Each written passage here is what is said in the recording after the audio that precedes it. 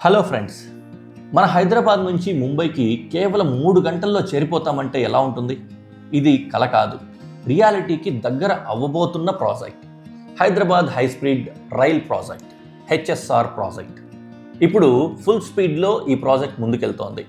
Details ఈ వీడియోలో చూద్దాం.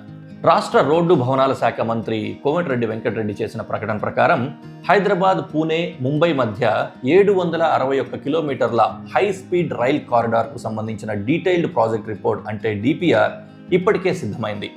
అధికారులకు ఈ ప్రాజెక్టును ఫాస్ట్ ట్రాక్లో అమలు చేయాలని స్పష్టమైన ఆదేశాలు ఇచ్చారు.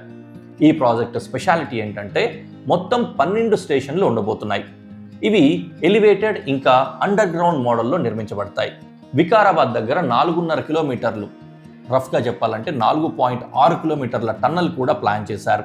ట్రైన్ గరిష్ట వేగం గంటకు 330 కిలోమీటర్ల వరకు ఉంటుంది. దీనివల్ల హైదరాబాద్ నుంచి ముంబైకి ప్రయాణం కేవలం 3 గంటల్లోపే పూర్తవుతుంది. ఈ హై స్పీడ్ రైల్ ప్రాజెక్ట్ వల్ల ట్రావెల్ మాత్రమే కాదు, ఎకానమీ కూడా బూస్ట్ అయ్యే అవకాశం ఉంటుంది.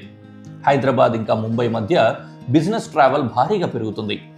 ఐటీ ఇంకా ఇండస్ట్రియల్ కనెక్టివిటీ బలపడుతుంది. ఈ కారిడార్ చుట్టూ రియల్ ఎస్టేట్ డెవలప్మెంట్ కూడా వేగంగా పెరిగే అవకాశం ఉంటుంది. మొత్తం మీద ఇది ఒక స్ట్రాంగ్ ఎకానమిక్ కారిడార్గా మారే అవకాశాలున్నాయి. ఇదే సమయంలో మరో 2 కీలకమైన హై స్పీడ్ కారిడార్స్ కూడా ప్రోగ్రెస్లో ఉన్నాయి. ఫ్యూచర్ సిటీ నుంచి చెన్నైకి వెళ్లే కారిడార్ అమరావతి మీదుగా ఆంధ్రప్రదేశ్ ప్రభుత్వ సహకారంతో ముందుకు సాగుతోంది. అలాగే ఫ్యూచర్ సిటీ నుంచి బెంగళూరుకు వెళ్లే కారిడార్ మన్ననూరు మరియు సోమశిల మార్గంలో అలైన్మెంట్ ప్రస్తుతం పరిశీలనలో ఉంది.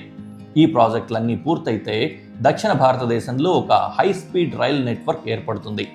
హైదరాబాద్ కేవలం ఐటీ హబ్ మాత్రమే కాదు, త్వరలోనే నెక్స్ట్ జనరేషన్ ట్రాన్స్పోర్ట్ హబ్గా కూడా మారబోతోంది. ఇలాంటి మరిన్ని లేటెస్ట్ ఇన్ఫ్రాస్ట్రక్చర్ ఇంకా డెవలప్మెంటల్ అప్డేట్స్ కోసం మా ఛానల్ని సబ్స్క్రైబ్ చేయండి.